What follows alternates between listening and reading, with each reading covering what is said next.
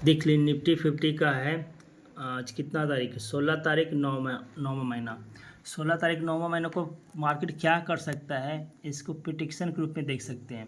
ठीक है, अब कहाँ खुलता है, गैप डाउन खुलता है, गैप अप खुलता है, वो मार्केट के जो करना है वो करेगा। लेकिन जो प्राइस एक्शन के अनुसार, जो चार्ट के अनुसार जो बनेगा, ट्रेड लेने के लिए कहाँ से ट्रेड लेना है, क्या करना है, उस पर अभी के लिए देख सकते हैं। ठीक है, मार्केट खुलने के बाद ज़्यादा गैप डाउन खुलता है, गैप अप खुलता है, तो उसके अनुसार आपको चार्ट पर एक्शन लेना पड़ेगा दोबारा। लेकिन अभी की स्थिति में क्या करना है मार्केट, अगर मार्केट इस स्पीड में, देख लीजिए डेट, देख लीजिए 16 तारीख 9वां महीना,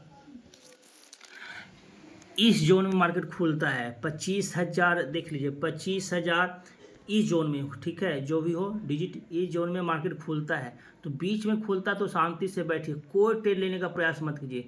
आप एक सपोर्ट रेसिडेंट पर आने दीजिए मार्केट को। रेसिडेंट पर आने पर देखिएगा कि कौन सा कैंडल बना रहा है, या प्राइस एक्शन क्या करा। प्राइस एक्शन तो इस कैंडल में करा है कि यहाँ पर आता है, एक निगेटिव कैंडल बनाता है, और निगेटिव कैंडल के बाद लो ब्रेक करता है, तो उसी निगेटिव कैंडल का स्टॉप लॉस भी रख सकते हैं। ठीक है, जो एवरेज करना नहीं चाहते हैं तो उसी कैंडल का स्टॉप लॉस भी रख सकते हैं। अगर जो एवरेज करना चाहते हैं, रुकना चाहते हैं थोड़ा बड़ा एसएल के तक भी, तो 25,140 के आसपास फिर से नेगेटिव मार्केट नीचे आने की कोशिश करेगा, और नीचे आने की कोशिश करे तब वहाँ से एक एवरेज कर सकते हैं। लेकिन जो पुट में लीजिएगा, जो यहाँ लीजिएगा, वो रिक्सी ट्रेड होगा। रिक्सी ट्रेड के साथ साथ उनको बेनिफिट मिल सकता है, क्योंकि रेसिडेंट एरिया को फॉलो करते आ रहा है। देख रहे हैं, रेसिडेंट एरिया को फॉलो करते आ रहा है, तो मार्केट वहाँ से नीचे आने की कोशिश कर सकता है। लेकिन सुबह का मार्केट में हाई वोलेटाइल के कारण बहुत ज़्यादा होता है, तो उसके कारण ये रेजिस्टेंस तोड़ भी सकता है। तो तोड़ता है तो इस स्थिति में 25,140 के आसपास जाने की कोशिश करेगा।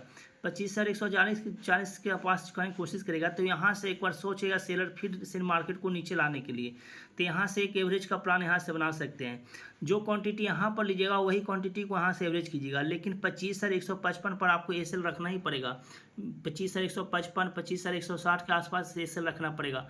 ठीक है, अगर मान लेते हैं यहाँ पर मार्केट खुलता है, इस बीच में सपोर्ट पकड़ आ जाता है, तो सपोर्ट पर भी एक सपोर्ट बना रहा है। ठीक है, जो ट्रेड लाइन देख रहे हैं वो सपोर्ट बना रहा है, कितना बार बना रहा है, 25,040 पर। 25,040 से सपोर्ट को छोटा एसएल के साथ आप ट्रेड कॉल की तरफ ले सकते हैं, छोटा एसएल का साथ ले सकते हैं। लेकिन इसका एसएल आप याद रखिएगा, बिल्कुल रख लीजिएगा 25,022 के। एक तो चार्ट को देखते हुए, इंडेक्स के चार्ट को देखते हुए उसका भी प्राइस एक्शन रखना है, ऐसे रखना है कि 25,022 के नीचे आने पर हमको किसी भी हालत में मार्केट से निकलना है। यहाँ पर एवरेज नहीं कर सकते हैं, कॉल के लिए एवरेज नहीं कर सकते हैं। और कॉल के लिए एवरेज करने की इच्छा भी है तो छोटे क्वांटिटी के साथ 25,020 के ऊपर ही एवरेज कीजिएगा। लेकिन हर किसी भी स्थिति में 25,020 के नीचे निकल जाइएगा। लेकिन यहाँ एवरेज करने का सही तरीका नहीं है, यहाँ पर सही चीज़ नहीं है प्राइस एक्शन का। क्योंकि अगर निगेटिव कैंडल हो रहा है, देखिए हर का लो को ब्रेक करते जा रहा है, जहाँ लो ब्रेक किया तो और नीचे मार्केट लेके आएगा, वो मार्केट लेके आएगा 24,980 तक। तो आप इतना बड़ा को एवरेज नहीं कर सकते हैं, इसलिए छोटा सा क्वांटिटी रखिएगा। कॉल सर यहाँ पर अगर मार्केट आ जाए तो छोटा क्वांटिटी रखिएगा, और छोटा एसएल का साथ आप निकल ही जाइएगा। फिर प्राइस एक्शन बताएगा कि मार्केट नीचे जाएगा कि नहीं जाएगा। लेकिन इतना तय है कि यहाँ पर मार्केट आता है तो एक बार सपोर्ट पर छोटे क्वांटिटी के साथ ट्रेड लेने की कोशिश कीजिएगा, और पोर्ट पर आता है तो यहाँ पर लेने की कोशिश कीजिएगा, फिर इसको एवरेज कीजिएगा। एक ये जो चार्ट हो गया, एक चार्ट और बना सकता है। देखिए एक प्राइस और बना सकता है प्राइस एक्शन। अगर मार्केट ऊपर जाता है, ऊपर जाने के बाद आता है, फिर वापस इसी जोन पर टकराता है, इसी ट्रेड लाइन पर टकराता है, टकराने के बाद ऊपर जाता है, तो यहाँ से एक कॉल का ट्रेड बन सकता है। नीचे उसी तरह अगर नीचे मार्केट आता है और नीचे आने के बाद नीचे टकराता है, नीचे आने के बाद फिर इसी ट्रेड लाइन से टकरा के फिर वापस आता है, तो पुट के साथ एक ट्रेड बन जाएगा। ठीक है, तो एक प्राइस एक्शन ये भी काम कर सकता है कि ऊपर जाता है, नीचे ऊपर से इस ट्रेड लाइन पर टकराता है, टकराने के बाद ऊपर जाता है तो कॉल का ट्रेड बनेगा। नीचे आता है, टकराने के बाद नीचे से ऊपर फिर जाता है, फिर इसी ट्रेड लाइन से टकरा के फिर नीचे वापस आता है, तो फिर यहाँ से पुट के साथ ट्रेड बनेगा। तो ऊपर कॉल का ट्रेड बनेगा, नीचे पुट का ट्रेड बनेगा। ये भी एक प्राइस एक्शन काम यहाँ कर सकता है।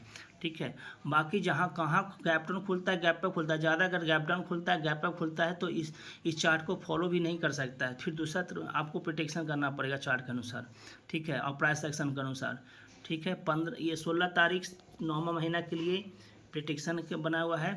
ठीक है, ये सिर्फ, ठीक है।